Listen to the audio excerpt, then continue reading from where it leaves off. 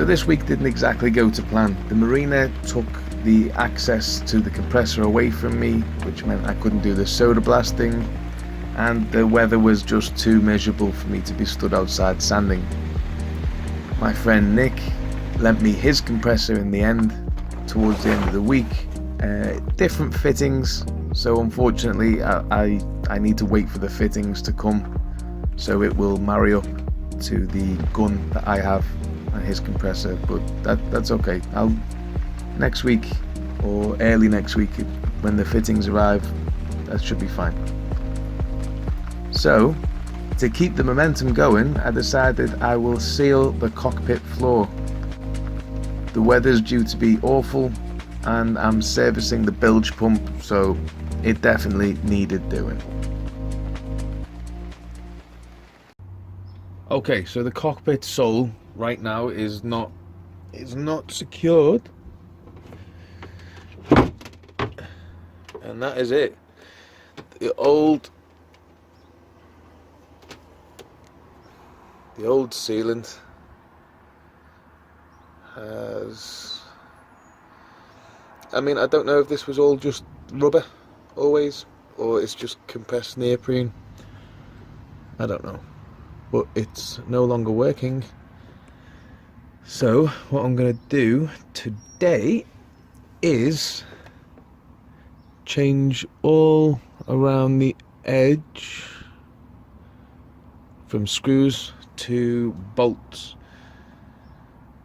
and that should be pretty simple, because what I'm going to use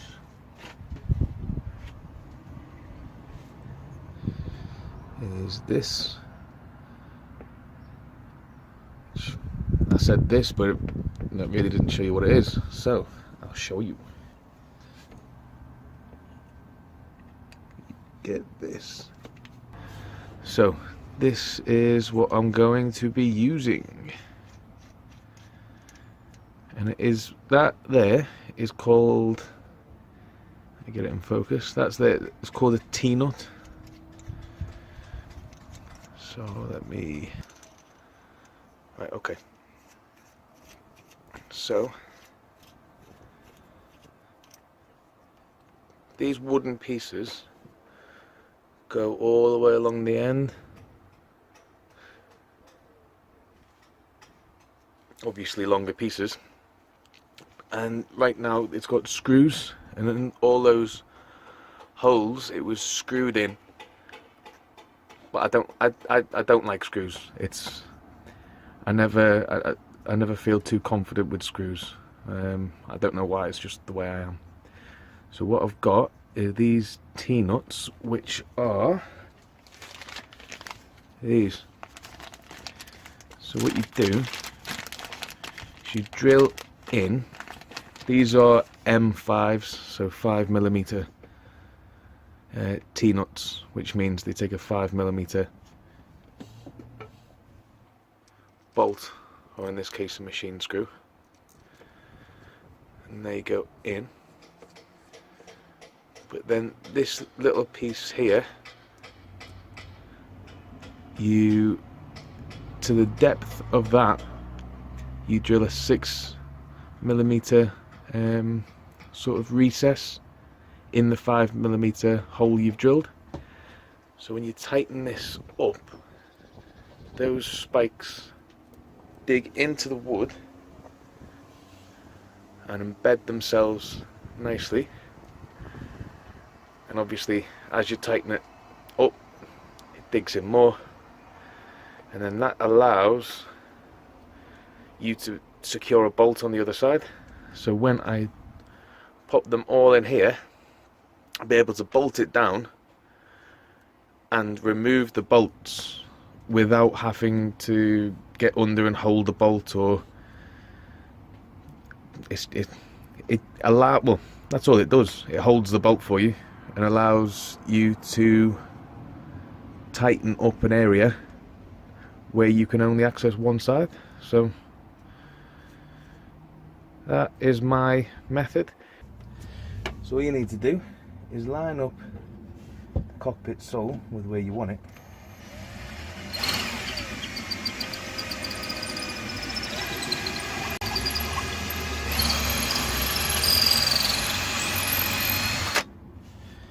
and drill through. And this is a 5mm hot. It's a 5mm drill bit, just a wooden drill bit. It'll go through the fiberglass fine, and that is to get through the wooden battens run underneath. So I'll finish these, and then I'll need to get inside to do the 6mm recess underneath to take the T-nut.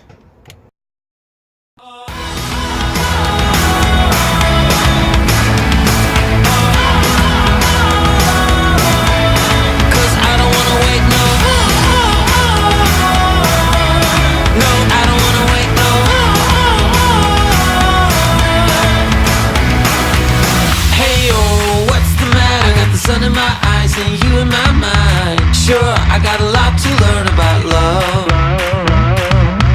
Hey, summer's waiting for us, you know, the everlasting one. No matter if your heart is cold, I got plenty of time and heat for you.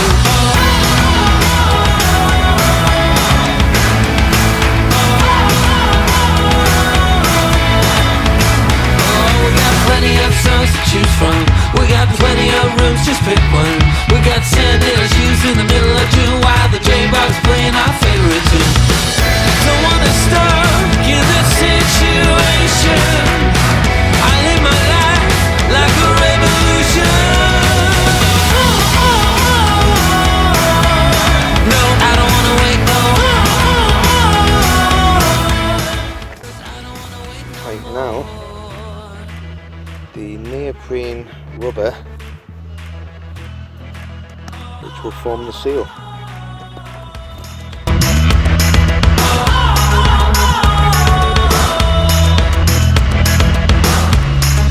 I don't wanna wait, no. No, I don't wanna wait, no. 'Cause I don't wanna wait, no. No, I don't wanna wait, no. 'Cause I don't wanna wait no more.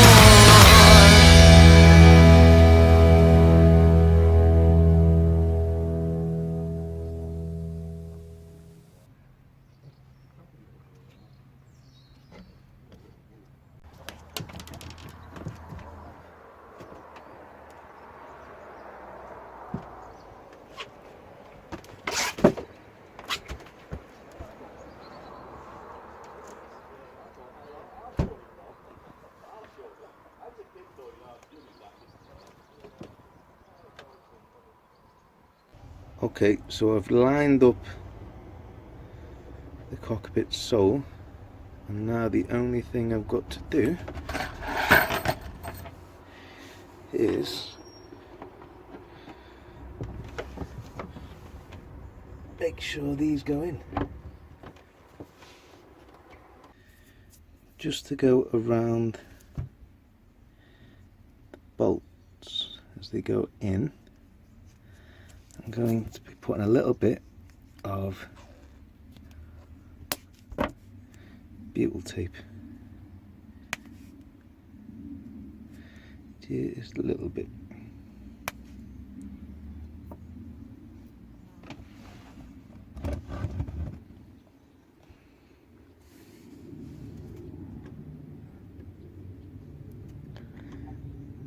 So that when they sit in, they're nice and waterproof, and it should come up fairly easy. So I'll get that done. And there we go, all put in with the butyl coming out, but enough has stayed in for it to be watertight. I mean, it's pretty tight anyway. You might get one drip an hour if you left it. But the cockpit is now fully secure. Okay, so this week what I'm going to be doing is trying to remove the propeller to get to this part here. And when that comes out, without removing the propeller shaft, I should hopefully be able to change the cutlass bearing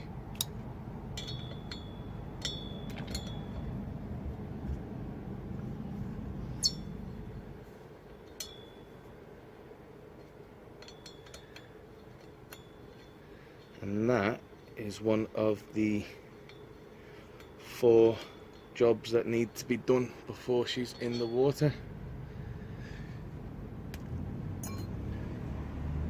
So I can't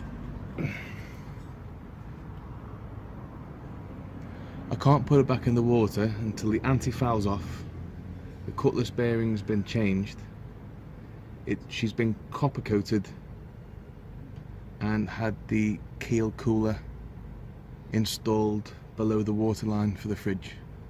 Once all that's done, she'll be good to go in the water. So this week, this is what I'll be doing.